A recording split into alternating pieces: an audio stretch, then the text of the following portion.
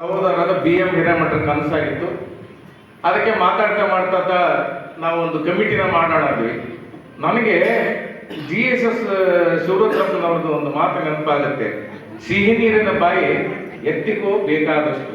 ಹಾಗೆ ನಮ್ಮ ಗುರುತಿಯವರು, ಹಂಪನವರು, ಇಂತಿಂಥ ದೊಡ್ಡ ವ್ಯಕ್ತಿಗಳು ನನ್ನ ಹತ್ರ ಬಾ, ನೀನು ಬೇಕಾದಷ್ಟು ನೀರನ್ನು ಎತ್ಕೋ ಅಂತ ಹೇಳಿ ಅವರೇ ಅದನ್ನ ಆ ಕಾರ್ಯಸಿದ್ಧಿಯನ್ನ ಮಾಡಿ ಇವತ್ತು ತೋರಿಸಿಕೊಟ್ಟಿದ್ದಾರೆ.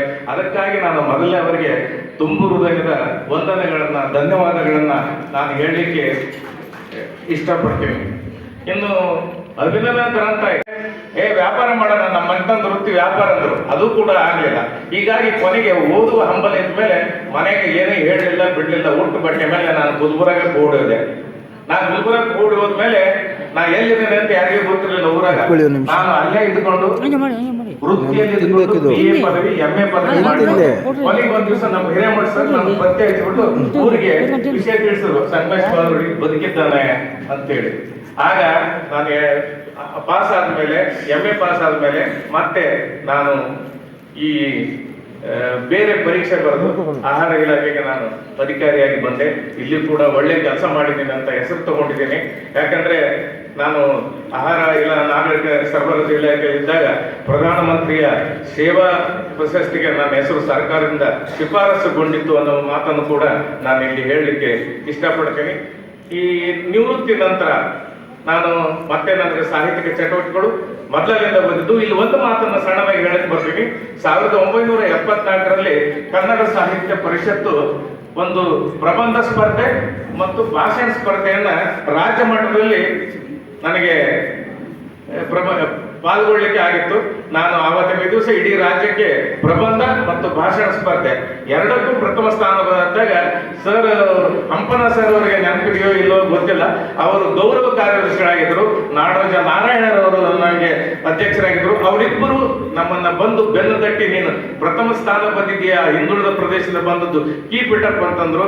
ಇವತ್ತು ಅದೇ ಸಾಹಿತ್ಯ ಪರಿಷತ್ತಿಗೆ ನಾನು ಗೌರವ ಕಾರ್ಯದರ್ಶಿ ಆಗಿದ್ದು ಅವರ ಒಂದು ಆಶೀರ್ವಾದದ ಬಲ ಅಂತ ನಾನು ಇಲ್ಲಿ ತಿಳ್ಕೊಂಡಿದ್ದೀನಿ.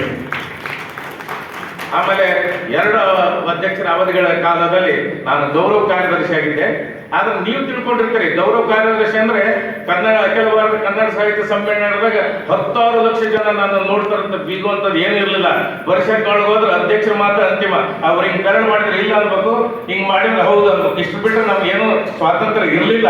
ಆದ್ರೆ ನಾನು ನನ್ನ ಚಾಕಚಕ್ಯತೆಯಿಂದ ಅಥವಾ ಅಧ್ಯಕ್ಷರ ಮನಸ್ಸನ್ನು ಗೆದ್ದ ಕಾರಣ ನಾನೊಬ್ಬ ಪೂರ್ತಿ ಸ್ವಾತಂತ್ರ್ಯ ಪಡೆದಂತ ಒಬ್ಬ ಗೌರವ ಕಾರ್ಯದರ್ಶಿಯಾಗಿ ಒಂದು 5 ಅಖಿಲ ಭಾರತ ಸಾಹಿತ್ಯ ಸಮ್ಮೇಳನಗಳನ್ನ, ಇತರೆ ಸಂಘಟನೆಗಳನ್ನ ಎಲ್ಲವನ್ನು ಕೂಡ ನಾನು ಮಾಡಿ ಕನ್ನಡ ಸಾಹಿತ್ಯ ಪರಿಷತ್ತಲ್ಲಿ ಹೆಚ್ಚು ಹೆಸರು ತೆಗೆದುಕೊಂಡಂತ ಸಂದರ್ಭ ನನಗೆ ಬಂತು.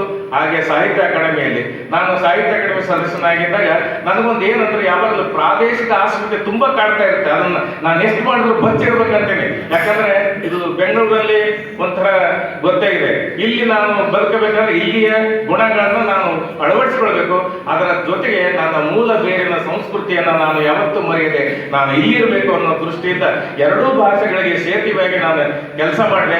ಅದರ ಜೊತೆಗೆ ನಾನು ಪ್ರಾದೇಶಿಕ ಆಸ್ಪತ್ರೆಗಳಿಂದ ಶಾಂತರಸ್ ಹಾಕೊಂಡಂತ ಒಂದು ಗಜಲ್ ಏನು ಸಾಹಿತ್ಯ ಇತ್ತಲ್ಲ, ಅದನ್ನ ಬಹಳ ಪ್ರೇರಣಾತ್ಮಕವಾಗಿ ಅಲ್ಲಿ ಹಬ್ಬುವಂತೆ ಮಾಡುವಂತ ಸದಸ್ಯನಾಗಿ ನಾನು ಕಮ್ಮಟಗಳನ್ನ ಮತ್ತು ಅಲ್ಲಿ ಆಯೋಜನೆ ಮಾಡಿ ಒಂದಿಷ್ಟು ಜನರನ್ನ ಈಗ ಗಜಲ್ ಲೋಕಕ್ಕೆ ಪದಾರ್ಪಣೆ ಮಾಡುವಂತ ಮಾಡಿದ ಒಂದು.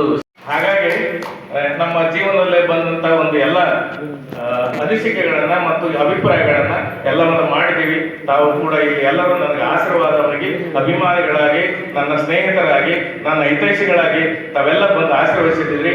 ನನಗೆ ಪರಮ ಪೂಜ್ಯ ಶರಣರ ಪಾದದಡಿಯಲ್ಲಿ ನಾನು ತಲೆ ಇಟ್ಟು ನಮ್ಮ ಮುಂದಿನ ಜೀವನದಲ್ಲಿ ಎಲ್ಲರೂ ಸುಖ ಶಾಂತಿ ಸರ್ವೇ ಜನ ಸುಖಿನೋ ಭವತು ಅನ್ನುವ ರೀತಿಯಲ್ಲಿ ಎಲ್ಲರನ್ನು ಆಶೀರ್ವದಿಸಬೇಕಂತ ಕೇಳ್ತೀನಿ. ಕೊನೆಗೆ ಒಂದೇ ಮಾತು, ನನ್ನ ಬದುಕಿನಲ್ಲಿ ಎಲ್ಲರದ್ದು ಋಣ ಇದೆ, ಒಂದಿಲ್ಲ ಒಂದು ರೀತಿಯಾಗಿ, ಪರೋಕ್ಷವಾಗಿರಲಿ ಪರೋಕ್ಷವಾಗಿರಲಿ. ಆ ಎಲ್ಲ ಋಣವನ್ನ ನನ್ನ ಮಾತಿನ ಮೂಲಕ ನಿಮ್ಗೆ ಅರ್ಪಿಸಿ ನಾನು ಇವತ್ತು ಋಣಮುಕ್ತನಾಗಿದ್ದೇನೆ ಅಂತ ತಿಳ್ಕೊಂಡು ನಾನು ನನ್ನ ಮಾತುಗಳಿಗೆ ವಿರಾಮ ಹೇಳ್ತೇನೆ. ಹೆಚ್ಚಿನ ಸಮಯ ತೆಗೆದುಕೊಂಡದಕ್ಕೆ ಕ್ಷಮೆ ಇರಲಿ ಅಂತ ಎಲ್ಲರನ್ನು ಕೇಳಿ ನಾನು ಮುಂದಿನ ಕಾರ್ಯಕ್ರಮಕ್ಕೆ ಅಣಿಗೊಳ್ಳ ಅಂತ ಹೇಳಿ ಅವರನ್ನು ಭಾವಿಸಿ ನಾನು ವಿರಮಿಸ್ತೇನೆ.